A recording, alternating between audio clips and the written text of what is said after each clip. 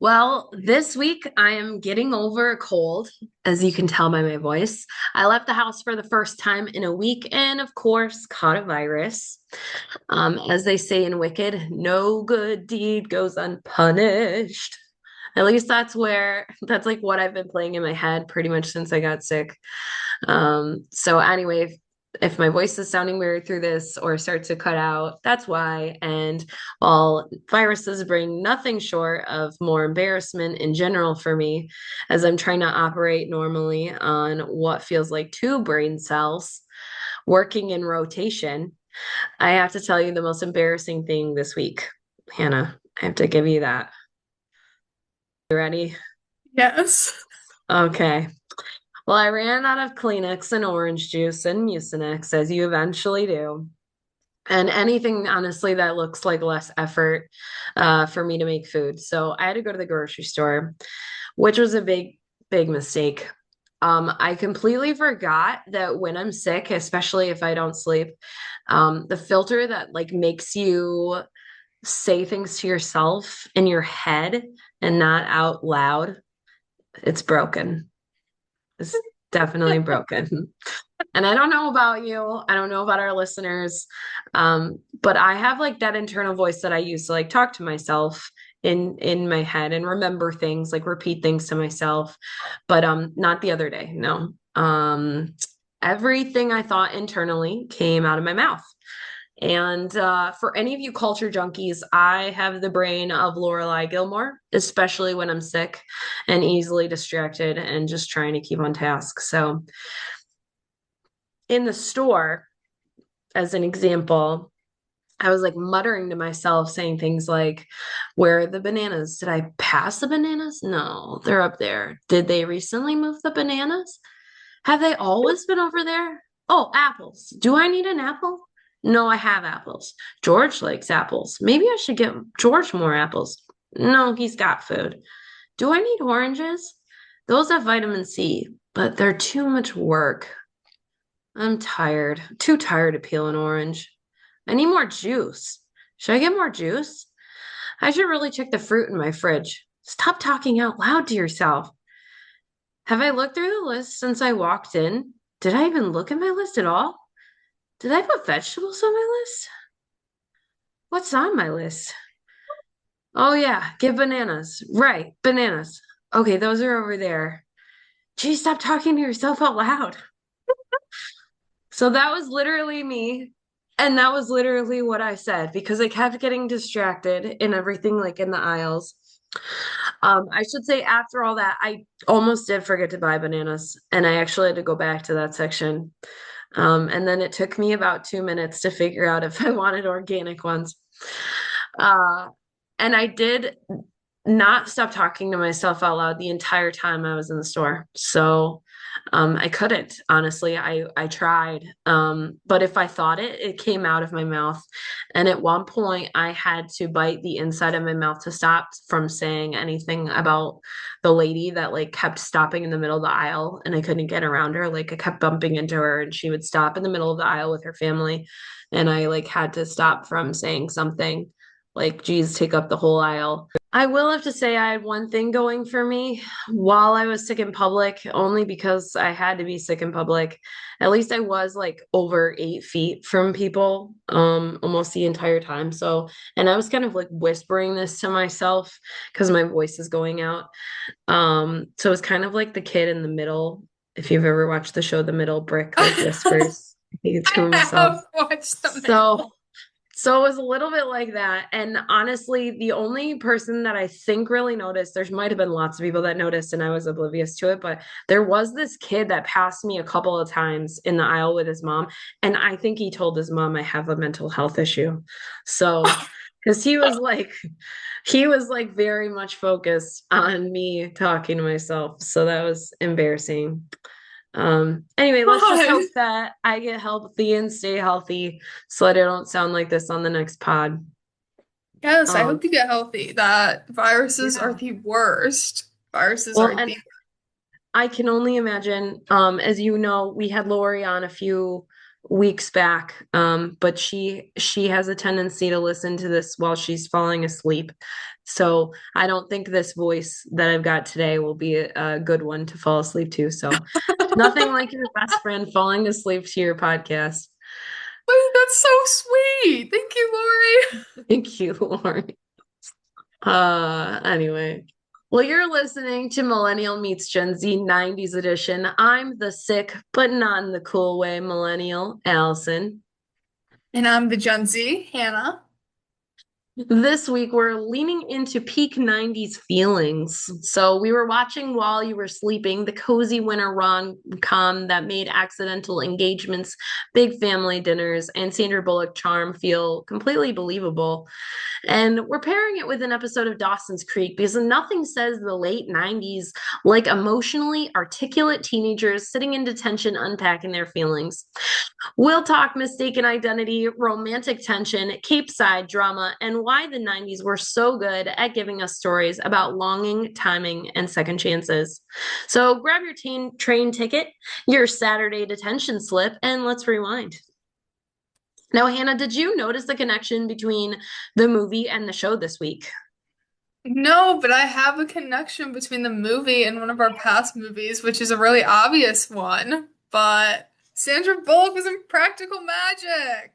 Right? I love her. Can we just talk about that? Well, if you didn't know the connection between the two show and the movie, we'll dive into the show and we'll see if you can grasp it along the way. Well, since we recently lost James Van Der Beek, hitting up an episode of Dawson's Creek felt like it was necessary. And as a recap for the non-millennials, Dawson's Creek is a seminal 1998-2003 television teen drama set in Cape Side, Massachusetts, that follows the lives, romances, and personal growth of a tight-knit group of friends from high school through college. Known for its witty, highly articulate dialogue, the series explores intense adolescent themes, including sexuality, heartbreak, and identity. It stars James Van Der Beek as the movie connoisseur Dawson Leary, Katie Holmes as Joey Potter, Joshua Jackson as Pacey Witter, and Michelle Williams as Jen Lindley. And I do want to point out this show because it does, after we've started doing the pod, I do think about Dawson in his role in Dawson's Creek, because he's constantly obsessed with movies and talking about the impact of the movies. And I'm like of this day and age Dawson, although I'm not directing anything. Well, you can And watch. you're not annoying. I'm not. And you're Well, not I don't think he's annoying all the time, but you can watch Dawson's Creek on Netflix, Hulu, and Disney Plus, or you can purchase it from Amazon Prime if you're really big into having it and want it all the time. So the episode we chose today was season 1, episode 7, Detention. After Dawson, Joey, Jen, and Pacey individually commit various violations at school, they get stuck together for an 8-hour Saturday of detention along with Abby Morgan, a troublemaker. This episode is a little bit of a tribute to the Breakfast Club, which was referenced in this episode. Dawson says, "This is so Breakfast Club." And Jen says, "Breakfast Club?" And Dawson says, "You know, the John Hughes movie where the 5 kids are stuck in detention all day." And Joey says, "Yeah, in the beginning, they hate each other, but by the end, they're best friends." And Jen says, "Oh, yeah, God, that movie stunk. Whatever happened to those actors?" And Dawson says, "Well, Anthony Michael Hall developed some weird thyroid condition. Molly Ringwald lost her gawky ingenue appeal. And the rest are languishing somewhere in TV hell." And Pacey says, "No way. Emilio Estevez, he was on all those duck movies. Remember? God, those were classics. So funny." And everyone stares at him blankly and he doesn't get it. He says, "What?" And the funny part is because Joshua Jackson was also in those duck movies. So that's why he points that out. It's a little Easter egg. Oh, wait, that's Yeah. ironic. Yeah. So that's a call out. So in the beginning, we see Dawson and Joey in Dawson's season 1 Spielberg obsessed bedroom watching a car chase movie when Dawson gets annoyed and turns it off. And Joey asks him what he's doing, and Dawson says he doesn't get the movie. Joey tells him they've been watching it for an hour and a half, almost the whole movie, and she'd like to know what happens. Then Dawson says, "When movies are too unrealistic, it's depressing," and he gets a headache and can't watch. And then Joey points out to him that his favorite movie is about a fat-fingered alien who eats Reese's Pieces and flies around on a bicycle. And E.T. phone and, home. and Dawson thinks the emotions are very real in ET. So Dawson Leary, not Creek, is played by the amazing Dawson James Van Der Beek, as we said, who we recently lost to cancer. JVDB, as he's commonly called online, was known for his role in What Would Diplo Do, the roles of Attraction in Varsity Blues. He also played a fictional version of himself in Don't Trust the Bee in Apartment 23. I do love that show. It's pretty good. Joey Potter is played by the doe-eyed Katie Holmes. She's known for her roles in Jack and Jill, Batman Begins, and Disturbing Behavior. Outside acting, she's also known for escaping Scientology and divorcing Tom Cruise. So that's what she hit the headlines for. He was with Tom Cruise? Yeah, she was married to Tom Cruise, and she was like, he got her into Scientology, and she had to escape. Yeah. What? Yeah, man, you got to go back and check it. Yeah, there was a famous, I had a feeling this would come up, but there's a lot of the people listening, Gen X and millennials will know that like Tom Cruise like announced to Oprah when they were dating, he like jumped up on the couch while he was interviewed by Oprah and was like announcing that he was in love with Katie Holmes. So, even though she's significantly younger than he is, but yeah, she was married, they had a kid. And then she got out and went back to acting, which is good for us because she's awesome. So now I'm not going to give a play-by-play for the rest of the episode, but let's dive into the high-level overview, right? So in the intro, Joey gets under Dawson's skin, implying that he's not always the guy that's going to get the girl, that Pacey honestly has bigger muscles than he does, and there's a reason Jen isn't sleeping with him. Joey is insecure because she likes Dawson, so she's getting under his skin. And at school, we see Jen and Pacey chatting, and Pacey is undermining Dawson's coolness to Dawson's girlfriend, Jen, making fun of his athleticism, telling about his old name, Oompa Loompa, which definitely continues to get under Dawson's skin. And after several times of calling him Oompa Loompa, Dawson ends up chucking a basketball at Pacey's head, breaking his nose and landing himself in Saturday detention. In this episode, Pacey is girl crazy, not having a girlfriend. He was previously dating a teacher and that fell apart and it got called out and he ended up having to like just say that he made the whole thing up. But so girls right now are keeping him distracted and also getting him into trouble. He lands in Saturday detention and we find out much later at the end of the episode that it's because he was trying to relieve the tension in the boys' locker room and was caught by the coach. So now, gross. I know. So gross. Why would you do that at school?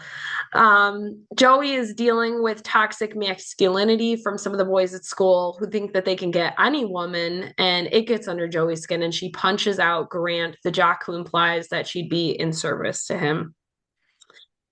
So that's how she ends up in Saturday detention. And then Jen is dealing with a teacher who doesn't want to hear her opinion. She has strong opinions about euthanasia because she goes home to see her grandfather on machines and he's in a coma and he's unable to get better. He's just like he's essentially waiting to die.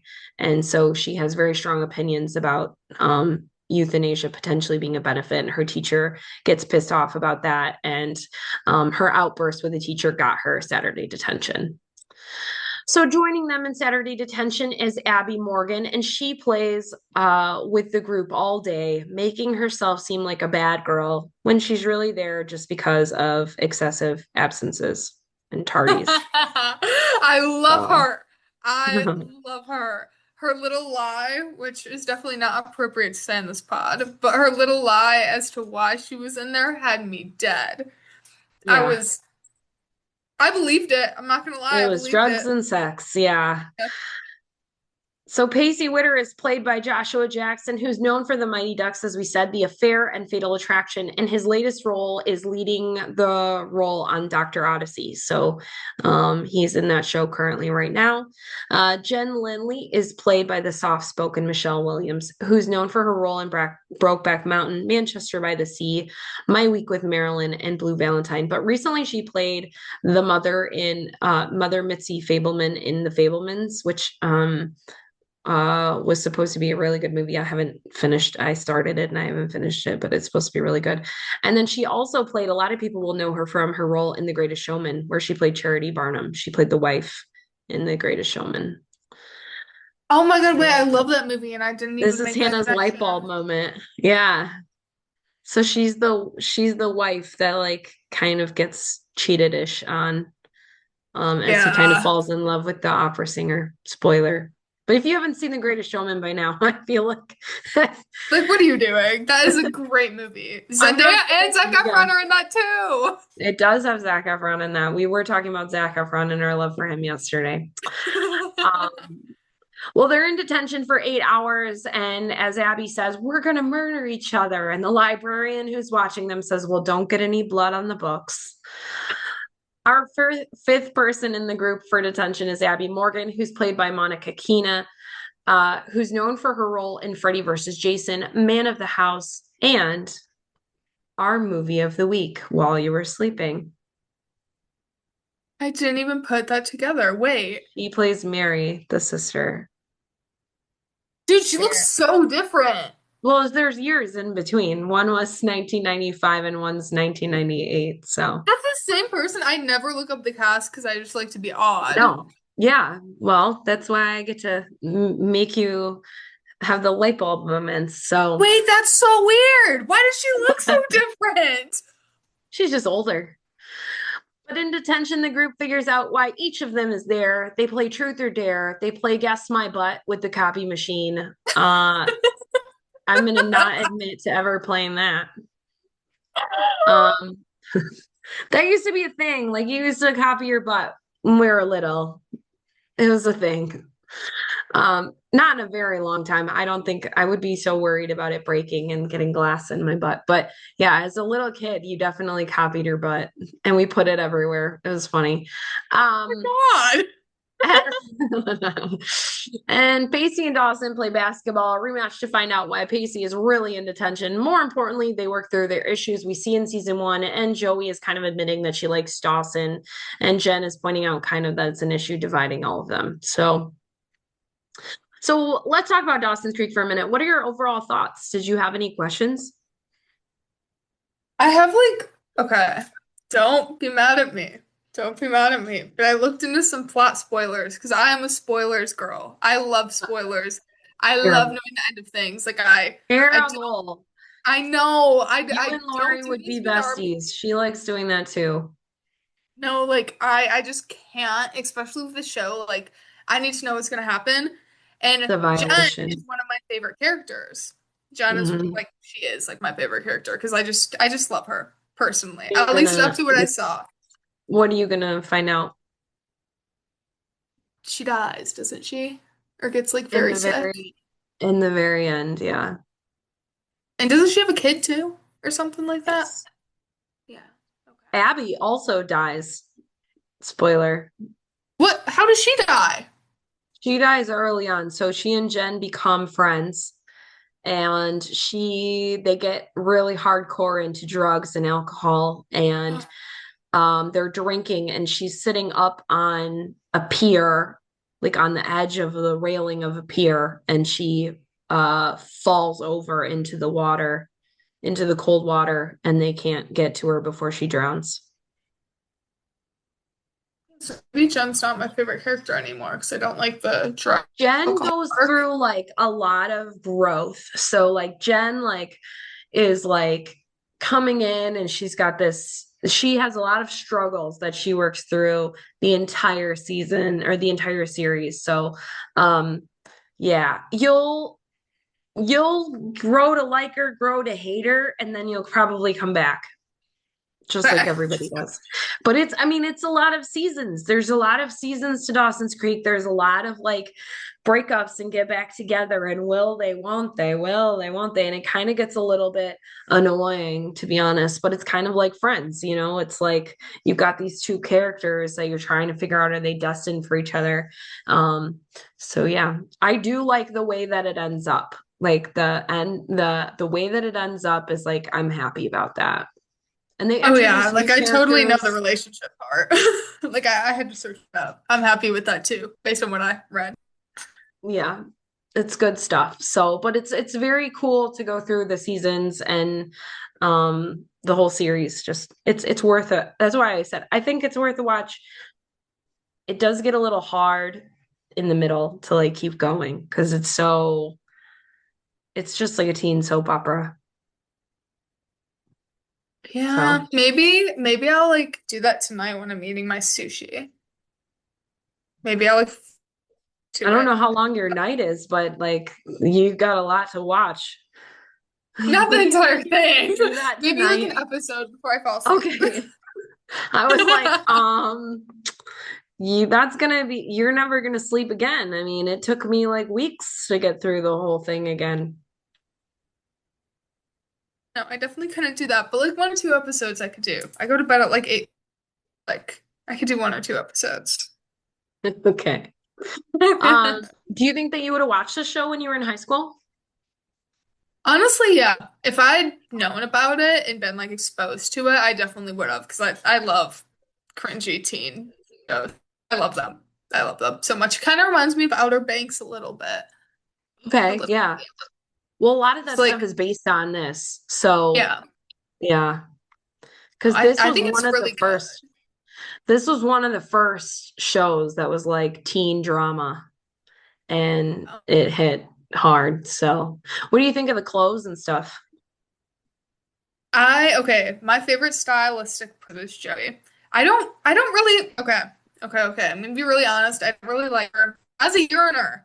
As a yearner, she yearns too much. Like, if he has a girlfriend, no. She needs to stop yearning for this man when he literally is talking about him wanting to have sex and how Jen doesn't want to have sex with him. But Yeah. I liked her clothes the most. And I like that she like wears little like baby tees. That's what I like. I think the Yes. baby tees are cute and I like her jeans, but I don't know. I like her yet. I haven't decided. Do you think I'll end up Yeah. liking her? I mean, I liked her in the end. Wow. She gets kind of annoying here and there. Yeah. Baby tees were huge with the Love baby caps. tees. I'm wearing one right now. Kind of. Well, they weren't huge. They were a big deal. They were very small and they and they had the cap sleeves so that all of our arms looked fat. Honestly, um, I hate them, to be honest with you. I would never like I don't have the body for a baby tee. Maybe that's it. So So cute though. No, see, I wouldn't like the capped sleeves. Like my shirt does not have capped sleeves. I don't like that. But I just yeah. like I like cropped t-shirts. I think those are cute. Yeah. Okay. Yeah, that makes sense. Yeah, they had like it was really big to have cap sleeves and like weird sleeve situation. We had a lot of weird sleeve situations in the 90's. I feel like I'm like referencing Jerry Seinfeld's like puffy shirt sleeves. But I'm not. But we had a lot of weird different sleeve types. Like there were flowy sleeves and then there was cap tee and or the baby tee capped sleeves and it just it was weird. It's like just put regular sleeves on things, people. Fix our pockets and put regular sleeves. Well, are you ready to dive into our movie? Yes, while you were sleeping. So While You Were Sleeping was from 1995. Where to watch this movie is on Disney Plus, Hulu, Tubi. You can also rent it from YouTube or Amazon Prime. As a synopsis reminder from last week, the lonely transit worker, Lucy Eleanor Moderatz, is played by Sandra Bullock, pulls her longtime crush, Peter Gallagher, from the path of an oncoming train. At the hospital, doctors report that he's in a coma, and a misplaced comment from Lucy causes Peter's family to assume that she is his fiance. And when Lucy doesn't correct them, they take her into their home and confidence. Things get even more complicated when she finds herself falling for Peter's sheepish brother, Jack, Bill Pullman. So, what did you think of this movie, Hannah? So I did like this movie. I must admit, the first time I watched it, I fell asleep. Sorry, guys, I did fall asleep. It kind of Oh, fits, no. kind of fits the name, though, in my opinion. But It's I not don't supposed to be know. watched while you're sleeping. The movie is called While You're Sleeping. Well, yeah.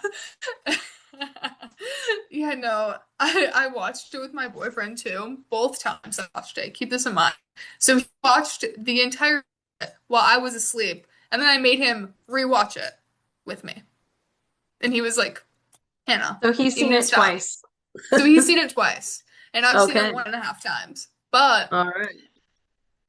okay, so I love Sandra Bullock now. I love her now.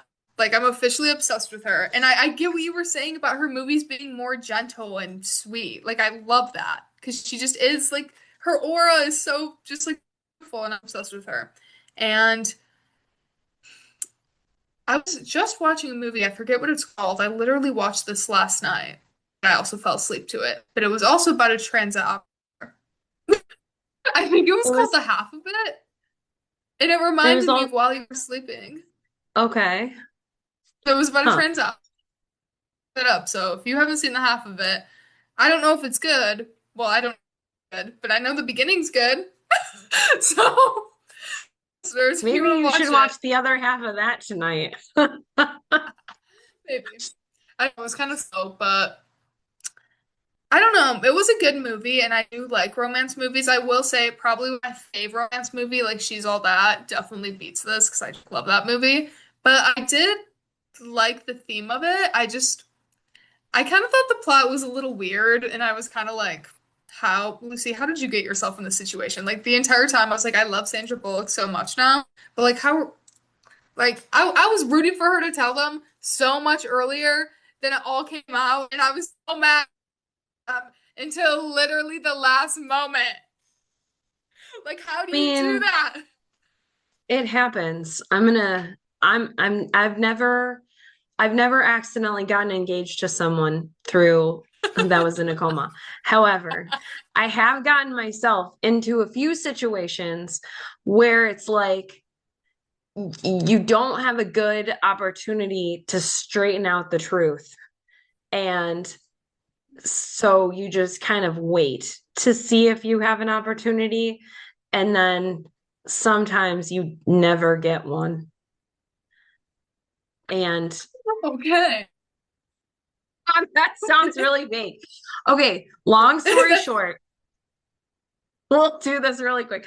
Long story short, um, I was working in doing radio ads and like we had a radio ad salesperson come to the firm that I was working for at the time and uh he thought like something that he looked up thought that I went to Central Michigan University and was a Chippewa and I did not and that wasn't where I graduated from and but he like was in the meeting with my boss and he was like, "Oh, we went to the same school." And I didn't want to correct him because I didn't want to make him look bad in front of my boss.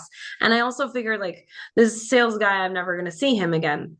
Well, we ended up signing on for 2 years to do radio ads with him. And when I first like went to do the recording, I wasn't recording. My coworker was going to be voicing the ads, and we just ended up. My boss at the time was like, "Oh, just you record it too, just to see what it sounds like for fun."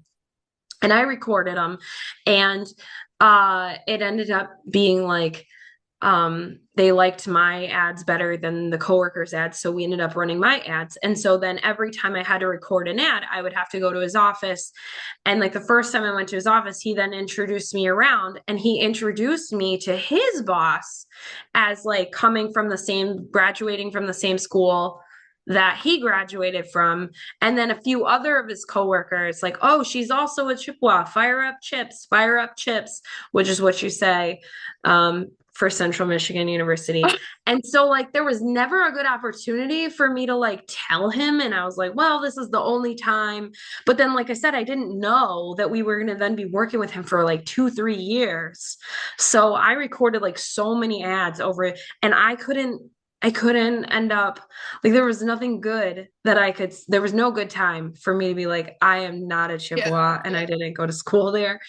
And then he ended up working he like went from that job to working for Central Michigan and then invited me to like all the games and stuff for free suite seats to go see some of the games and would send me swag. And I was just like, it's gone too far. I can't tell him now. So now I have a bunch of hats from Central. I did eventually, I think my dad actually broke the news because I had brought my dad to a game and he said it in front of my dad. And my dad's like, she's not a Chippewa. She went to this other school. And so, yeah, I think it kind of came out then. But it was like kept putting me in these situations where it was like there was not a good time. So, in Lucy's defense, God. Before we get into the movie, in Lucy's defense, sometimes things happen and you feel like you can't do anything about it. Well, I'll wear my hat on the next pod. So, Please so who's your do. favorite character in this movie? You're gonna be surprised, I think. Wait, can you guess? Who do you think my favorite character would be? I'm curious. The grandma. No, Saul. Oh, That's close Saul. though. Okay. I All right. loved him. He's very I loved heartwarming. him. Yeah. I think I think mine was like I really love Jerry, her boss. He like is trying to be this guiding person and he keeps getting confused as to what's going on with her story. And then um but also I like Joe Jr. too. So we'll get into that though. Yeah, I kind of like Joe Jr. too. As I said in our last pod, I don't like men, but I do like men. I like some men. I had to straighten that out. Joe Jr. and Saul are examples of men I like. Even Joe There Jr. you was a go. little times, but I did like that. They were funny. And Jerry. Jerry was funny too. Well, this movie was written by Daniel G. Sullivan, who only wrote this movie, and Fred Liebau, who wrote just a few episodes of Anything for the Money. So for nothing else on their credits, like this was a fabulous movie that they wrote together. Um, it was directed by John Turteltaub, who we'll know from directing Cool Runnings, same director, National Treasure, and Phenomenon. Wait, I have a Um, question. Have you ever seen BoJack Horseman? no, you asked me this before, I think. I think I asked you I've this like seen quite like often. a clip of it, but I don't like adult cartoons. So, Oh my God. For anyone who's seen BoJack Horseman, I now understand the reference to Lenny Turtletop. I now understand it. There's an actor in there with that last name. Wait, because they're usually like based off of celebrities and stuff like that, or oh, okay. directors. Okay. Oh, wait, that's so cool! Oh my I'm like, goodness. I love BoJack Horseman. It's like my favorite show Well, ever. let's rewind into our movie. So we open on the train tracks in Chicago in the Chicago skyline and the Chicago sights, and we hear the song This Will Be by Natalie Cole. We're introduced to the main character, Lucy Moderatz, as she discusses her childhood, her dad, and her dad's love of travel. Her mom passed away when she was little, and she goes into telling us about her crush on a guy that she sees take the train every day. She said he was her Prince Charming, but they never spoke. The next scene, we see Lucy trying to haul a Christmas tree up through her apartment window by a rope. Hopefully, Hannah, you're not doing this with your apartment. When it goes through her landlord's window, no, her landlord allows the insurance to take care of it and tries to get her interested in Joe Jr., who is prominently showing his plumber's crack. The Lucy Christmas Moderates is Pod played by does. Lucy Moderates is played by Sandra Bullock. She is known for so many roles. We last saw her in Practical Magic, as Hannah said. But she's best known for her work in Gravity, Speed, Miss Congeniality, and The Proposal. She's also in The Net, Hope Floats. She voices Miriam in The Prince of Egypt. She's also in Forces of Nature, 28 Days, Murder by Numbers, and my favorite, Divine Secrets of the Yaya Sisterhood. 2 Weeks Notice, Crash, The Lake House, The Blind Side, Ocean's 8, Bird Box, which is a really great, intense movie, and The Lost City opposite Channing Tatum, among many other things. Well, the next day, her boss he says he's recommending her for Employee of the Month because he's just trying to get her to work Christmas in his place, which she doesn't want to do, but she does it. On Christmas Day, she's sitting in her token booth with her Prince Charming comes and says, Merry Christmas, and she freezes.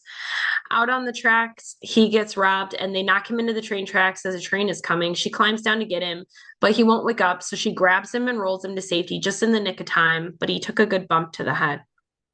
Now, Peter is played by Peter Gallagher, who is known for his role in Mr. Deeds, The OC, and American Beauty. He was also in Center Stage. Some people may recognize him from there. He's also in a show called Covert Affairs, which very good show. He was also in Grace and Frankie, most recently playing Grace's boyfriend, Nick, also a good show. Lucy heads to the hospital after Peter, but they wouldn't let her in to see him because she isn't family. She says under her breath, I was going to marry him, which then a nurse hears and allows her to go back as his fiance. The nurse starts telling everyone that Lucy is the fiance. His doctor and family shows up, but he's in a coma. And the nurse tells the family Lucy is his fiance, and the cop tells the family she saved his life. And their grandmother had 3 heart attacks, so Lucy hesitates to correct them. I mean, there was no good time, Hannah. This is She would have this is had a heart attack. I did forget about the heart thing. That is Yeah. valid. That is valid. Well, before we go further, let's introduce the family that we know so far. So first we have Peter's parents, which are Ox and Midge. Ox is played by Peter Boyle, who's known for his role in The Shadow, Taxi Driver, Red Heat, and I think most known for his role in Everybody Loves Raymond. He's really great in that. Midge is played by Nicole Mercurio. I thought for a second her name is Nicole, but it's not. It's Nicole Mercurio, who's known for her role in The Client, What Lies Beneath, and Flashdance.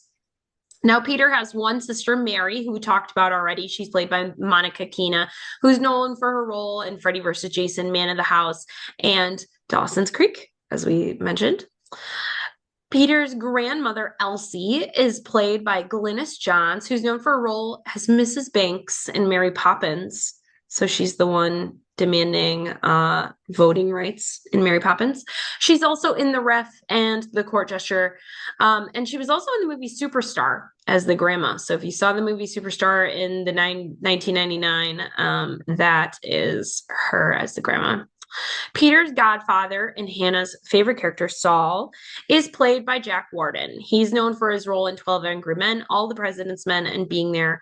He's also in the movie Problem Child, which is another 90's reference. It's on our list, but I don't know if it's on our list for this year. And later, Lucy pulls the nurse out into the hall and says, why did you say that? And the nurse says, say what? Lucy says, I'm not his fiance. Why did you? And the nurse says, why did you tell me that you were? And she says, I'm not engaged. I've never even spoken to the guy. And the nurse says, what? Downstairs, you said you were going to marry him. And Lucy says, oh, geez, I was talking to myself. And the nurse says, well, next time you talk to yourself, tell yourself you're single and end the conversation. Which is hilarious. Lucy starts to talk about how she can't tell the family because the mom held her so tight. And Saul comes out to tell the nurse to get nitroglycerin for Elsie's heart problems. Again, another issue as to why she can't tell the family. In the waiting room, everyone's looking at her. They want to know how she and Peter met. And then they talk about Peter's last girlfriend, Ashley Bartlett Bacon. They asked what first attracted her, and she said it was his smile. And later that night, she goes to visit Peter at the hospital and she talks to him while he's in a coma. She introduces herself as Elsie or Lucy Eleanor Moderatz, which I'm wondering if her last name was a choice because they kind of made her like living invisibly or moderately. And her last name is Moderatz. She's like an average person in an average apartment with an average job. And then the hot dog vendor doesn't even know her usual, despite like her going there every day, but he knows her boss's order. So it's something that I thought about, like, just interesting that they chose that last name. That is. I didn't even think about. Yeah. Huh. Yeah, moderate. That's weird. Anyway, That would be a cool play on words. Yeah, I feel like the hot dog vendor scene was just kind of like there was something important to that. Like she just kept telling, she had to keep giving him her order, and she kept saying the usual, and he's like, I don't know what that is. So which is weird because like she's gorgeous. How would you not recognize her? But that's fine. Well, she continues to tell Peter that she's new to being engaged, as is he, that she didn't mean for this to happen, and she doesn't know what to do. He's still in the coma. She spills the beans to him about her background, that she's been alone, and her thoughts on love at first sight. Have you ever fallen in love with somebody that you haven't talked to? Outside the window, Saul hears her pour her heart out. Next morning, Lucy wakes up in the hospital next to Peter, having fallen asleep there as the family comes in. They invite her to the Christmas party later that evening since they didn't get to celebrate Christmas since he was in the hospital. And they say Jack is going to be there. As she leaves, an orderly gives her a box of Peter's things. And overhearing this, Dalton Clark, a colleague of Peter's, stops her to apologize for the incident where they were playing basketball and he had a pencil in his back pocket. And, well, Peter lost a testicle. Yeah, it's awkward. Okay. Lucy meets her boss, Jerry, for lunch and she spills everything. And he tells her to go along with it until Peter comes out of the coma. He says, "You tell him now, you might as well shoot grandma." No pressure, right? Yeah, I mean, the fact that her own boss was telling her not to say anything, I get it, but Right. also, I don't know, as someone like keeping secrets, I personally would not be able to. I would just break down crying on Yeah, the floor. Be like, guys, stop! Can I still come right? to dinner now? Well, before we go any further, Lucy's boss, Jerry, is played by Jason Bernard. Jason Bernard is known for his role in No Way Out, War Games, and Liar Liar, which was the last movie he did before he passed away from a heart attack, unfortunately. I do want to mention that he also has an uncredited role as the gym teacher in Fast Times at Ridgemont High. He also did voices for Where on Earth is Carmen Sandiego for the Millennials. He was also in Herman's Head and The Computer Wore Tennis Shoes. Now, after sitting down to a microwave dinner and Oreos that she dips in her cat's milk, Lucy decides to go to the Christmas party. At the party, she runs into Saul first, who tells her that he's Peter's godfather and Ox's best friend. And Lucy tells him about her parents and that they passed and that she's alone. Inside, they have dinner, looking through photo albums, drinking strong eggnog, family Christmas photo taking, and opening presents, even one for Lucy, which she probably hasn't gotten a present in a very long time. She looks on the loving family time as the family all talks over each other, and we even see that they had put up a stocking for Lucy, which is really sweet. Cute. Something that my family does when we used to do Christmases together, they would always make a stocking for whatever guest as well. Back at Peter's apartment, Ashley calls and says she's coming home and will marry Peter on the answering machine. At the Callahan house, Lucy is asleep on the couch, and Jack arrives home and he says he'll stay the night to meet Lucy in the morning. And the next morning, the newspaper kid wipes out on the ice on the sidewalk while delivering papers. Felt so bad. And this was not part of the video game for those of you who obsessed over playing Paperboy like I did. It was such a good video game. But yeah, I don't remember wiping out on ice. Lucy tries to leave in the morning quietly, and Jack startles her. He welcomes her to the family as she runs out the door. Now, Jack is played by Bill Pullman, who we'll see later this year in Independence Day. But he's also in Lost Highway and Spaceballs. He's also in Newsies, Sleepless in Seattle, another sleeping movie for Hannah, Wyatt Earp, Casper, and we'll be seeing him in our next movie. No spoilers. He's a beautiful man, I have to say. He is a beautiful man. Well, you'll see him again. The next day, while the family is in church, Lucy is going through Peter's box of effects. He has a wallet with pictures of himself. Not sure if you recognize that. And he also, now that's even worse.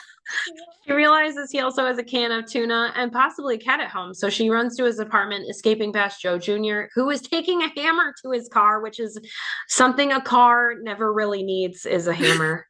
Just for anybody who's unfamiliar with car care, it's rare that you need a hammer. The hammer is for like if something's really not moving.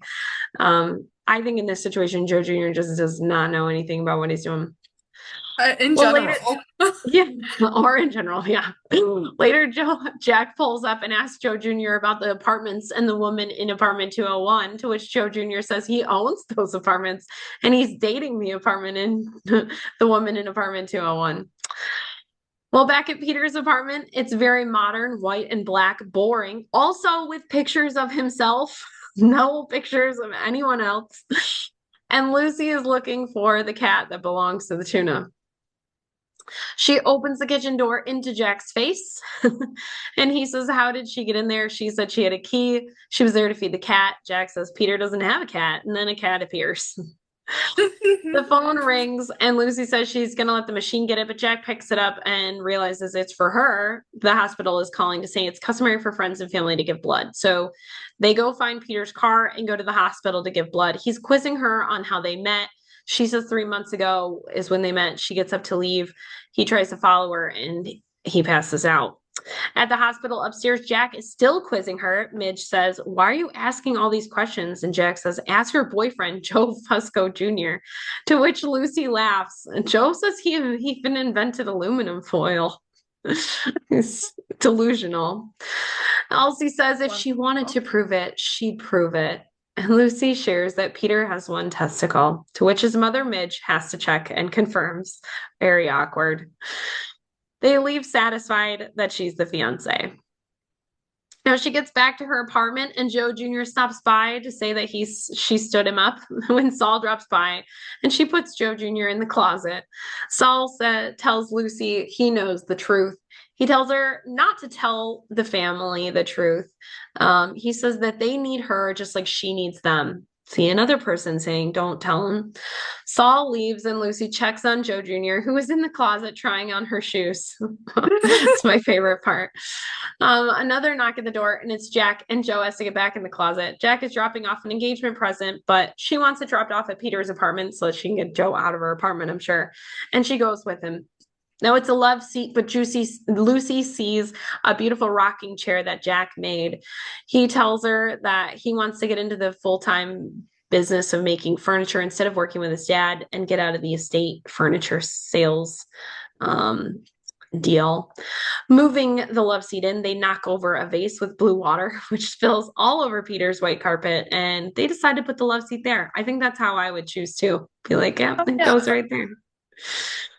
When the truck gets blocked in, Jack walks Lucy home to her apartment. She tells him about her parents and her travel desires, including to go to Florence, and that she carries her passport around in hopes that she'll go there one day.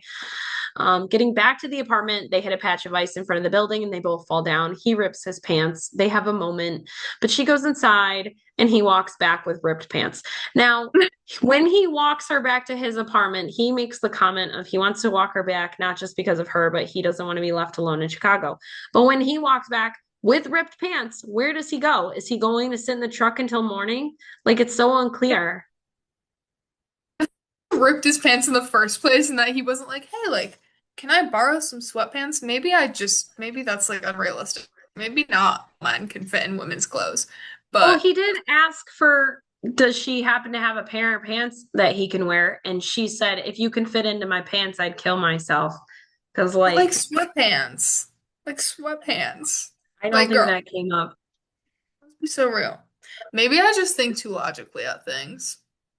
Maybe not everybody has sweatpants. I mean, 1995, I mean, sweatpants were a thing. They've been a thing since easily the 80s for sure. But yeah, I mean, I don't know. No, maybe. Maybe no Maybe pajama she, pants. maybe those wouldn't fit him either. Who knows? Maybe she's saying he's fat. Fat But shaming. fat shaming. Inside, Joe Jr. says, "All right, Lucy, it's either me or him." And without hesitating, she says him. And he says, "Well, you don't have to answer right away." Joe Jr. is played by Michael Rispoli, who's known for his role in Kick-Ass, The Rum Diary, Death to Smoochie, and The Summer of Sam. But he is recently in The Nonas, which I've mentioned that movie before, and it's really good. So the next day, Lucy confesses to her boss, Jerry, that she's in love with Peter's brother. She says, "I'm having an affair. I like Jack." And he says, "Who's Jack?" She says, "Peter's brother." He says, "So?" And she says, "So he thinks I'm engaged." And he says, "To who?" "To Peter," she said. "Lucy, I really don't have time for this." And she's like, "No, you have to tell me what to do." And he's like, "Tell the truth." And she says, "If I tell Jack I lied to his family, he will never speak to me again." And Ox and Midge and Mary and Saul. And he says, "Saul? Who's Saul?" And she says, "The next door neighbor." But you know what? He knows. And he says, "Lucy, you were born into a family. You not join them like you do the Marines." Now, Jack confesses to Peter in the hospital that he was proud of him and never envious until now, still in the coma.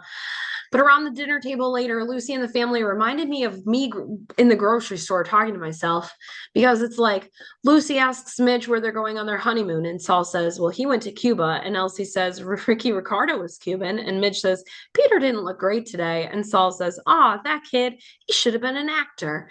And Elsie agrees with, he's tall. Ox says, all the great ones were tall. And Midge says, Lucy, can you find a nice girl for Jack? And Lucy says she doesn't know Jack's type, but Jack says he loves blondes, chubby ones. And Saul says Alan Ladd wasn't tall. Ox says Marshall Dillon was 6'5". And Midge says, well, we all know Lucy's type is. These mashed potatoes are so creamy. And Mary chimes into Jack, you like brunettes. And Elsie says, I could never make a good pot roast. Saul says, you need good beef. Argentina has great beef. Beef and Nazis. And Ox chimes in, John Wayne was tall. Saul responds, Dustin Hoffman was 6'5" or 5'6". Ox says, would you want to see Dustin Hoffman save the Alamo? Midge says again, these mashed potatoes are so creamy. Ox says, Spain has good beef. And then Midge says, Mary mashed them. She's the only one talking about the mashed potatoes. Saul says, Cesar Romero was tall. And Elsie chimes in, Cesar Romero was not Spanish. Saul says, I didn't say Cesar Romero was Spanish. I said Cesar Romero was tall. And Elsie says, we all know he's tall. And it's just like all these people, it's like being in a group chat where having all these people have all these side conversations on top of each other. And then they're going back to the other conversation. So it was kind of funny to watch. It was. I agree. As Lucy leaves, she and Jack are under the mistletoe and they share a quick peck. At Lucy's job, Mary and her friend stop by and they drop the bomb on her coworker that she's engaged. And her coworker asks if she's pregnant. She sarcastically says yes, which the friend, Mary's friend, hears. At New Year's Eve, the family's all sitting around the living room, and Mary tells everyone that Lucy is pregnant, and Jack leaves and heads over to Lucy's. At Lucy's, Joe Jr. stops by with flowers, a horseshoe display similar to the one they use at the Winter Circle in Arlington. He offers to move in, and his dad would take $60 off the rent. And Lucy says she has 6 months left to live. Joe Jr. says, you're just trying to make me feel better. And points out that she likes the other guy. She hugs Joe for the flowers. Now, Jack sees the hug and leaves the building. And when Lucy leaves later, she sees Jack. He offers to drive her to the party, and Jack follows Lucy to the party.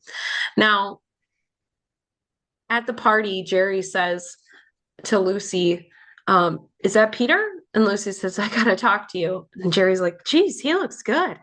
Lucy's like, that's not Peter, that's Jack. And Jerry's like, who's Jack again? Lucy says, Peter's brother. Jerry's like, Peter's the guy in the coma, right? And Lucy's like, yeah. So then why'd you bring Jack? He said. I didn't bring Jack. He followed me here, she said. So Jack's the fiance? No, Peter. He doesn't even know you exist, he said. She's like, I know. So Jack is Peter. Yeah. Lucy. Yeah. And he says, they have doctors for this kind of thing. Just then she drinks a cocktail and Jack shouts out that she shouldn't have any because it's not good for the baby. They leave and Jack says it was a misunderstanding.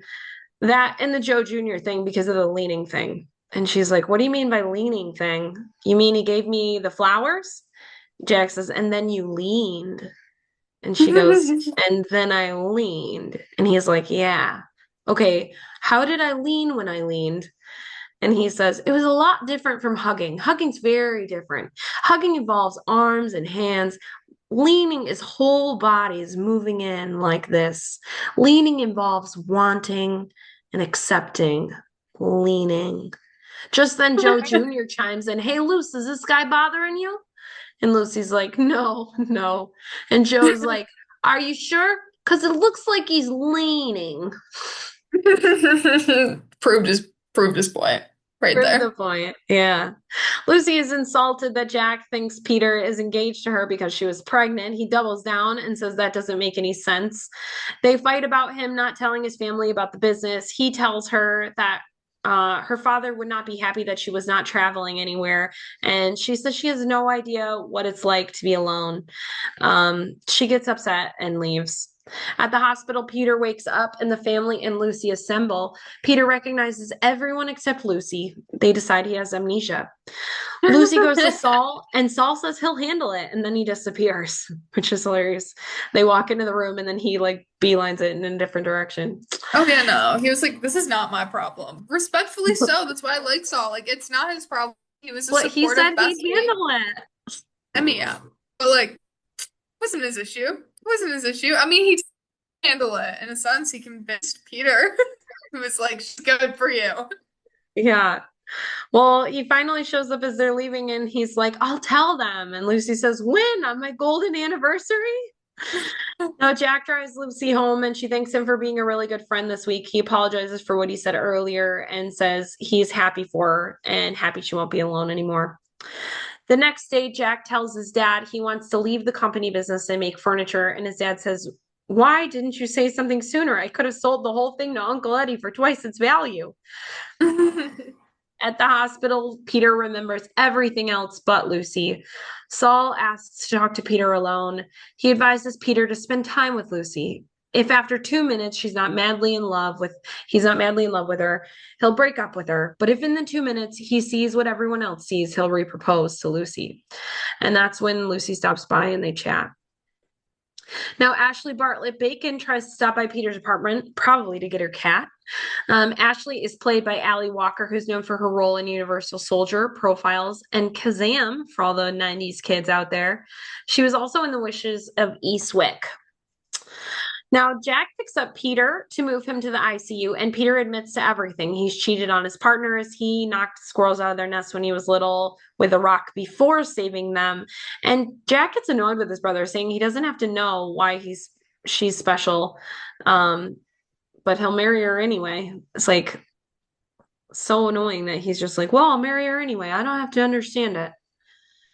See, I didn't really like Peter. Not gonna lie, he's kind of a Yeah, you're dirtbag. not supposed to. He's got pictures of Yeah. himself in his wallet, Hannah. Very conceited. I mean, he was a good-looking guy, so like I guess I get it, but like, come on, no. That's why he was Prince Charming until like she met him. Yeah. Well, Saul still hasn't told anyone at all, and Lucy fires Saul because of it. Yeah. Ashley Bartlett Bacon visits Peter, saying, you proposed to me, but she apparently turned him down and then moved to Portugal. She says she wants her stuff back, and he says, fine, then I want my stuff back, including your nose, and also apparently her boobs. But then he just turned that down. I don't think those are coming back off. And anyway, Ashley leaves in a huff. So Lucy goes down to where he's been moved to at the ICU, and Peter says, my family loves you. I might as well love you. And he proposes. The nurse overhears and passes out. Later, Jack stops by Lucy's apartment as she's trying on her wedding dress and picking out shoes. He drops off a present, a snow globe from Florence. He says Peter is a very lucky guy, and she asks if she has any reason she shouldn't get married, and he doesn't give her any. He could have. I was so mad that he didn't, because he literally could have. Like in that moment, Yeah. he could have been like, no, he lied about the squirrels, and actually it's the reason they fell out. Or like, hey, he's a cheater. Are the photos not enough of himself? I don't know. Well, the next day she drops a wedding invitation off to Jerry for the wedding. And at the wedding, Lucy walks down the aisle at the hospital chapel. Saul looks surprised as she walks to the front and looks at Jack standing next to Peter. The chaplain says, dearly beloved, we are here today. And Lucy objects. Then Jack objects. Lucy says, I'm in love with your son. Not that one, but that one, pointing to Jack. She admits everything, but says she fell in love with the entire family. She went from being all alone to becoming a part of a family, and she apologizes to the family and to Peter. And then she says she's really upset. Then she says she's really upset about the carpet, which he was just like, what? Just like, I'm sorry about the carpet. Just then Ashley objects and her husband objects. He had proposed to a married woman. Ridiculous. The family is upset. Lucy is back at her apartment, takes down her tree, and Joe Jr. stops by to say he's sorry that things didn't work out with that guy. And don't start eating cake and cookies because you'll blow up like my Aunt Roberta. And you deserve better than that. She asks about his date with a woman on the third floor, and he starts to cry. And she invites him in, and he says, "Do you have any cookies?" And she says, "No, but you know what? You can try on some of my shoes." And he says, "Okay," through some sobs. This is why I love Joe Jr. Like, I did not He's like him as a great. kid. He was like gross, but as an adult, I'm like, I love that guy. He's hilarious. He's great. At work, Lucy is getting tokens when a ring is dropped in her slot, and Jack and the family are outside the booth. Jack asks to be let in to ask her a question, and the family is bickering behind him. She makes him give her a token to pass, and he opens the door to the booth and asks her to marry him. They get married and supposedly go on their honeymoon in Florence. She says, "Peter once asked me when it was that I fell in love with Jack, and I told him it was while you were sleeping." And that's the end of the movie. And So what I then missed? I loved the ending line. By the way, loved that. I don't know. I think of when movies like connect to the title because you know when some movies it's just vaguely about the actual movie, but it doesn't really connect verbally. I love when they connect verbally. I love that. Um, some of my notes are a bit odd. First off, the Christmas tree was $5. They were still expensive in the 90's. Yeah, it's a Like, Christmas tree. It's a live tree. First of all, it's a live tree in Chicago. So like they're having to bring them in, obviously not from the city, and then selling them. Yeah. that's fair. That's fair. Okay. By me, they're like $6, I believe. And when I heard that it was a $45 Christmas tree, I was like, they weren't like significantly. I don't know. That was crazy to me. That was crazy to Nothing's me. I really don't know why that changed. was so crazy to me. Nothing's changed much in Christmas tree innovation, Hannah. It's like it, they usually kind of charge by the foot, and the type of tree changes the amount by the foot. Um, they're chopped down still the same way that they've always, I mean, maybe chainsaw versus, but they had chainsaws back then. So they're not a lot's changed in Christmas tree land. Okay, good to know. Good to know. I I'm not saying that. That is mean. I just did not like from the beginning. I really didn't. I thought he was kind of gross. I just got bad vibes. Not gonna lie. I was like, I don't like this guy. I don't know why she's obsessed with him. No, no. He's attractive and he looks like Prince Charming. Good looking. I just didn't like his vibe. I didn't. I loved when Saul called him a putz. I loved that. I think I might have heard that once in my life, and maybe that was from you. I don't know. Someone has said the word Oh, putz. yeah, grumpy old men. That's where it's from. Yeah, I'm Okay, not going so around calling people a putz. Just to be clear to our listeners, that was from grumpy old men. no, I don't. I It's didn't know if you like. I knew it associated with you. I don't know if randomly we're like, oh, like here's a 90's word. I don't an know. old, it's an old man word. It's usually used by old men, but definitely not me. So Okay. thanks, thanks so much, Anna. Subconsciously, I knew it had to do with something. It had to do with something. I don't know. I can imagine you being like, this is a 90's word. People used to say putz, and me being like, that's so Oh, that, now that was from stick with grumpy old men. okay. See, I knew Okay. it had to do with something. I knew it had to do with something. That's funny. That is funny. Okay, Jack, as I said, he was really, but him and Lucy had such chemistry. They had better chemistry from the start. They had better chemistry from the start.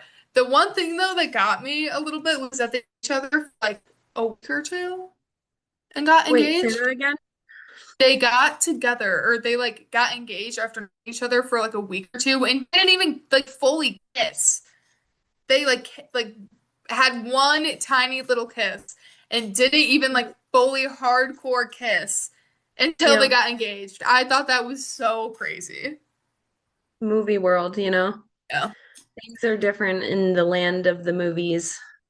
Yeah. No, it was crazy. Also, one of the times that milk was in the picture, I was like, I used to drink that milk. I don't know why I wrote that down. I was very excited about that.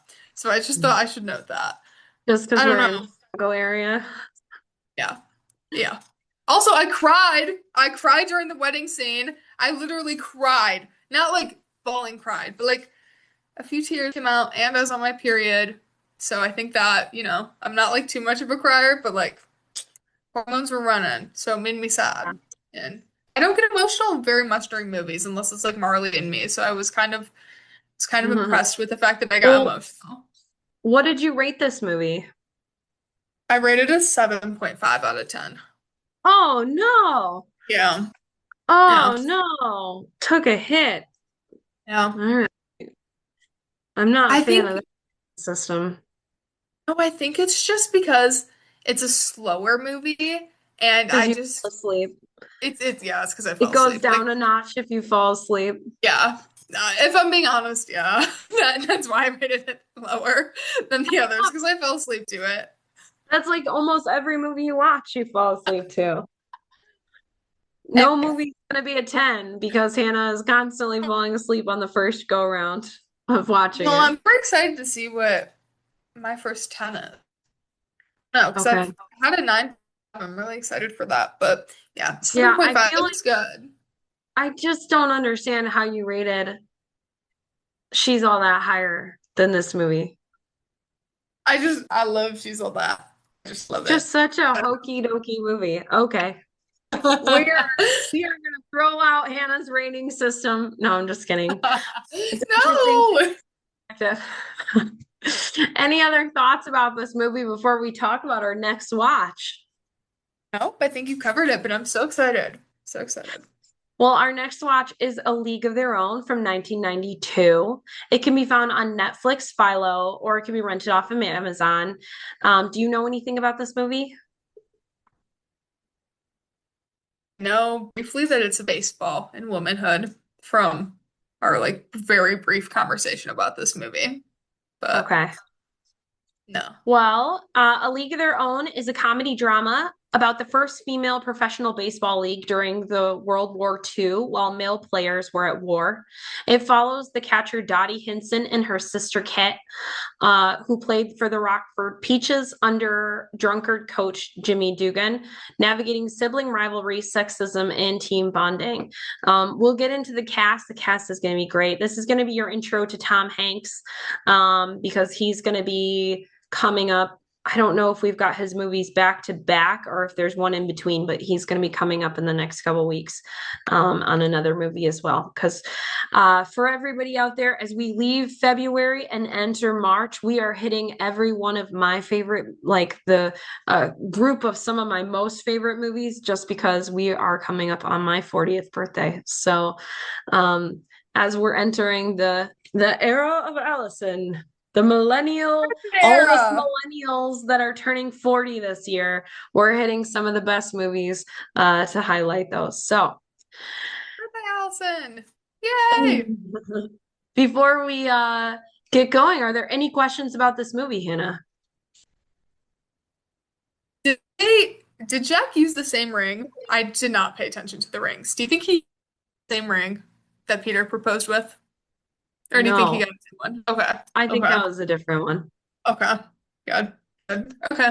That's good. I mean, it was a different brother, and I think it would be they're different people, just very drastically. So, I mean, yeah, I'd hope he wouldn't reuse the same ring. But that was a question I had in my head, and I was like, if he used the same ring, I have to ask Allison this. I wouldn't like Jack anymore if yeah, I he used don't the think same so. ring. Yeah, I don't think so. But do you have Oh. any questions about A League of Their Own before we get in? No? Is it like, does it have any romance or anything in it? Little bit, kind of, Okay. yeah. It's Okay, cool. mostly it's also about relationships between the women and the Okay, cool. sisters. The Cool. sister relationship is really big. Like that. Um, yeah, so uh it's a great sports movie. Yay sports. We're getting back into sports. I'm going to be out of my element a little bit. I do follow baseball a little bit better than I follow anything, honestly, but still not very much. So, um, we will see how this goes, and we'll talk about the history of it when we get into it. But that's all we're just sticking with the movie for the next time. So, that's it for this episode of Millennial Meets Gen Z. Thanks for listening and revisiting these iconic 90s moments with us. Now, we drop new episodes every single weekend. So don't forget to like and follow us wherever you get your podcast to keep up with what's coming next. And be sure to check out Instagram and Facebook for behind the scenes clips, photos, and extra content from each episode. And until next time, be kind and rewind. Thanks for listening, everybody.